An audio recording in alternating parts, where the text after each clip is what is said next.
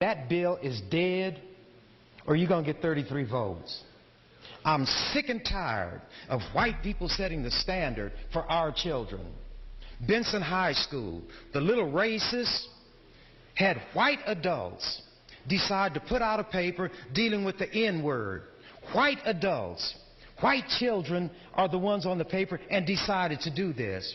And it come up with the conclusion that if you put A on the end of the word, instead of ER, it's a term of endearment. These white people are talking about this word that is the most degrading, insulting word that can be used for us. The World Herald praised them. White people praise them. They say these white students have courage.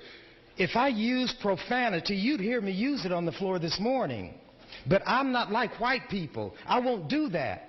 But they're going to get some of these white kids hurt. You use that word with an A or an ER, and I would tell any black child, bust him in the mouth. Knock his teeth out. Teach him what these white people will not teach them. You're going to have these white people in a school predominantly black with predominantly white teachers teaching these white children that it's all right to use that word, that it can be cleaned up. You clean up manure by spraying perfume on it, and then I'll tell you can clean up these words. That's what white people do. Then they want to tell me I shouldn't be offended. They're not the ones to determine what insulting things are all right for our children.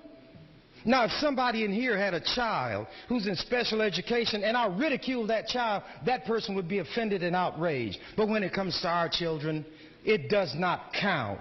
White people know. And this little white girl who is the editor of the paper is saying, well, we did just what we wanted to do. We wanted to have discussion. Well, in one of the elementary schools, a white boy called a black child that word with an A on the end of it and said, you have to let me call you that because it's all right. Well, that child didn't hit him back. He called him white trailer trash peckerwood. And he was sent to the office and told, we don't allow name calling here, but nothing was said to the white child. And then when this black child, who is insulted, hits that white child in the mouth, the black child is expelled. You all create impossible conditions for our children. Do it among the adults so that an adult can test it on me.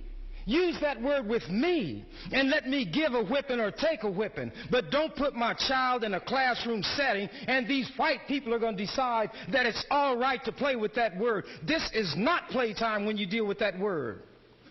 This is a dangerous game you're putting those little racists in. 1 minute. You're starting them out young and telling them, you be just like me. And we're not going to teach people that this language is inappropriate. We're going to teach you that it is all right. And tell these black children, you have to accept it because white people own you. And when the black parents were outraged, the World Herald didn't talk about that. They talked about how outraged these white people got when the principal was put on paid leave. And because white people got upset, they brought her back. But what about our feelings? The feelings of our children who go to these schools controlled by white people. Then that education committee thinks they're going to get a bill through this legislature that leaves everything as it is. Well, as long as I have breath in my body and I'm a member of this legislature, I will fight that bill.